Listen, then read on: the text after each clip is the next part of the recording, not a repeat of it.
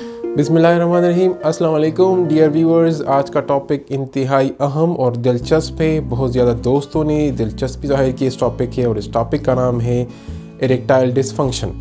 मतलब सिंपल अंदाज में कि आपका जो फिनिस है वो 6 के टाइम पे सही खड़ा नहीं होता, इरेक्ट नहीं होता। इस टॉपिक की हाइलाइट्स क्या है, मतलब हमारे पास कौन कौन से ऐसी हेडिंग्स में आज हम बात करेंगे। तो सबसे पहले ये कि इसकी वजूहात क्या है, कौन कौन सी ऐसी वजूहात है जिसकी वजह से ये इरेक्टाइल डिसफंक्शन होती है, जिसकी वजह से मतलब फिनिस खड़ा नहीं होता। दूसरा कि इसमें जो है इसकी जो है ट्रीटमेंट क्या है, सिंपल ट्रीटमेंट जो हम हासिल कर सकते हैं वो कौन कौन सी है। और थर्ड जो है इसमें हमारे पास होगा कि वो कौन कौन से ऐसे नेचुरल्स वे है, ऐसे हमारे पास सप्लीमेंट्स है, वाइटामिन्स है जिसको हम यूज़ करके इसको कम कर सकते हैं, ख़त्म कर सकते हैं इरेक्टाइल डिसफंक्शन को। तो चलिए शुरू करते हैं कि इरेक्टाइल डिसफंक्शन है क्या।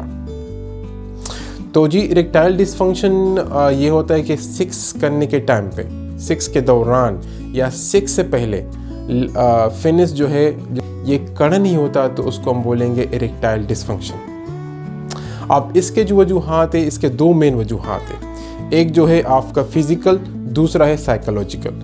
तो फिज़िकल में हमारे पास कौन कौन से और ऐसे फिज़िकल में हमारे पास कौन कौन से वजूहात आते हैं। तो सबसे पहले फ़िज़िकल में आपकी हार्ट डिजीज़ आती है, हाई ब्लड प्रेशर आता है, इसके साथ साथ high cholesterol, diabetes, obesity, Parkinson disease, इसके साथ साथ कुछ मेडिसिन जिस तरह बीटा ब्लॉकर्स हो गई। इसके अलावा सिगरेट्स का इस्तेमाल, कोई अल्कोहल का जो इस्तेमाल करते हैं, किसी का अगर वज़न ज़्यादा हो जाता है, किसी की अगर मोबिलिटी कम हो जाती है, ये सारे वजूहात होते हैं फ़िज़िकल काजेज़ में, physical cause of erectile dysfunction. अब साइकोलॉजिकल डिसफंक्शन, साइकोलॉजिकल जो काजेज़ है उसमें क्या है, साइकोलॉजिकल काजेज़ में सबसे पहले है कि आपको एंजाइटी होती है और आप कोई परेशानी में होते हैं कि आपको फ़र्स्ट टाइम आप 6 कर रहे हैं, या किसी की फ़र्स्ट टाइम किसी की जो मतलब पहली शादी है, या मतलब शादी के टाइम पे जब वो जा रहा है तो उसको फ़ील हो रहा है कि यार आया मैं इस फंक्शन को कर पाऊँगा कि नहीं, आया जो है ना पेनिस जो है वो खड़ा होगा कि नहीं। तो ये होती है साइकोलॉजिकल कॉजेज़। इसके अलावा दूसरा इसमें आता है कि अगर आप जो है मतलब सोशली या जो है इकनॉमिकली या अपने करियर में कुछ उतार चढ़ाव का शिकार है, जिसकी वजह से आपकी जो सेक्सुअल लाइफ है, आपका जो इरेक्टाइल डिसफंक्शन है वो कमज़ोर होगा।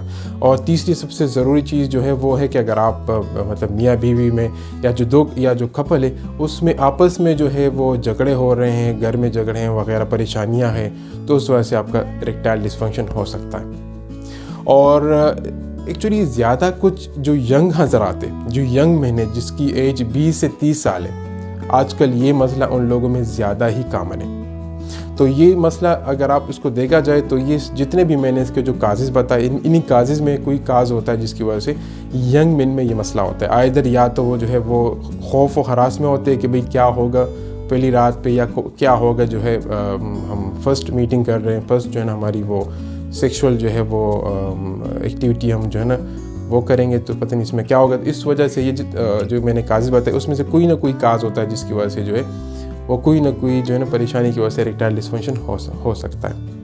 अब इरेक्टाइल डिसफंक्शन के इलाज क्या है, तो इलाज में जाने से पहले आपको ये देखना होगा कि आपका कंडीशन आइदर माइल्ड है आपका, इसके अलावा आप अगर मॉडरेट है या सिवियर है। मतलब ये कि आपको थोड़ा हल्का फुल्का सा कभी कभी हो जाता है 6 करने के से पहले या इसके दौरान में, या जो है आपको मॉडरेट है। मॉडरेट मीन्स जो बिल्कुल आप 6 करने चाहते हैं लेकिन आपका पेनिस जो है वो इरेक्ट नहीं होता, या बिल्कुल सिवियर है जो बहुत आपको जो डिजीज़ है, आप जो कोलेस्ट्रॉल की, डायबिटीज़ की का प्रॉब्लम है, और आपको ब्लड प्रेशर की और शुगर की दवाई खा रहे हैं, आपको डायबिटीज़ है, तो इसमें फिर कंसल्ट करना ज़रूरी है आपके डॉक्टर के साथ। तो चलिए मैं आपको बताता हूँ कि वो कौन कौन से ट्रीटमेंट है, कौन कौन से मेडिसिन है। तो सबसे पहले वो हज़रात जो ज़्यादा बूढ़े होते हैं, एक्चुअली इरेक्टाइल डिसफंक्शन उनमें सबसे ज़्यादा होता है, उनमें सबसे ज़्यादा इरेक्टाइल डिसफंक्शन का इशू होता है। और उनके लिए फिर ये है कि अगर देखना है कि उनका अगर प्रोस्टेट का मसला है, या डायबिटीज़ का है, या कोलेस्ट्रॉल का है, या जो है वज़न ज़्यादा है,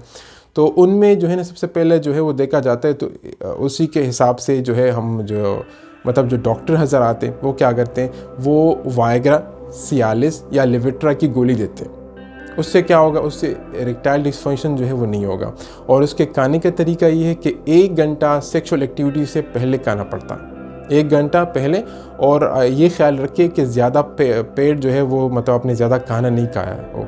मतलब अगर ऐसा ना हो कि आप पूरे पेट के साथ अगर ये गोली खाएंगे तो शायद असर में कुछ मतलब इसका जो मेडिसिन का जो असर होगा इतना अच्छा नहीं होगा, क्योंकि मेडिसिन के असर के लिए वायग्रा सियालिस और लेविट्रा के लिए चाहिए कि आपका पेट पूरा नहीं भरना चाहिए अब, ठीक है।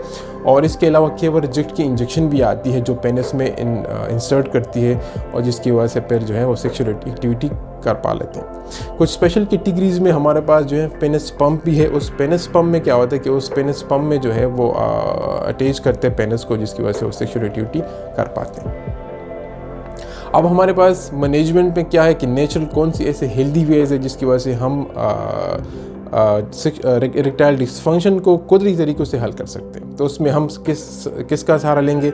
सप्लीमेंट्स ही वाहिद हल होते हैं जो हम इसका सहारा लेंगे और अपने लाइफस्टाइल को चेंज करेंगे, स्ट्रेस एंजाइटी को कम करेंगे और जो पहले मैंने वजूहात बताए उसको हम ख़त्म करेंगे। तो हमारे पास वो कौन कौन से सप्लीमेंट में सबसे पहला टॉप पे आएगा हमारे पास मल्टीविटामिन्स। अगर हम मल्टीविटामिन्स का इस्तेमाल करेंगे, जो कम्प्लेक्स मल्टीविटामिन्स होंगे वो हमारा जो है वो मसला जो है हल कर देगा इरेक्टाइल डिस्फंक्शन का। दूसरा ओमेगा 3, अगर आप ओमेगा 3 का इस्तेमाल करते हैं तो ये यकीनी है कि आपके इरेक्टाइल डिस्फंक्शन में काफ़ी हद तक बेहतरी आएगी। विटामिन डी का अगर आप इस्तेमाल करते हैं तो बहुत बेहतर है। विटामिन सी भी बहुत अहमियत का हामिल है। फोलिक एसिड भी बहुत ज़बरदस्त है। इसके अलावा जिनसिंग और रॉयल जेली की मेडिसिन मतलब रॉयल जेली और जिनसिंग के जो है वो कैप्सूल मिलते हैं, उसके इस्तेमाल से आपको काफ़ी हद तक मतलब बेहतरी आएगी आपके इरेक्टाइल डिस्फंक्शन में। और विटामिन सी के साथ साथ अगर आप बी कम्प्लेक्स मतलब जो B3 और B6 B9 का इस्तेमाल करेंगे तो उससे आपका जो इरेक्टाइल डिस्फंक्शन है वो काफ़ी हद तक ख़त्म होगा। Thank you so much. और मैं इस तरह के सीरीज़ के साथ साथ आपको 2-3 और वीडियोज़ में आपको पूरे जो सेक्सुअल डिस्फंक्शंस है मेन में इंशाल्लाह इसमें मैं तफसील से बताऊँगा इंशाल्लाह। Thank you so much. अल्लाह हाफ़िज़।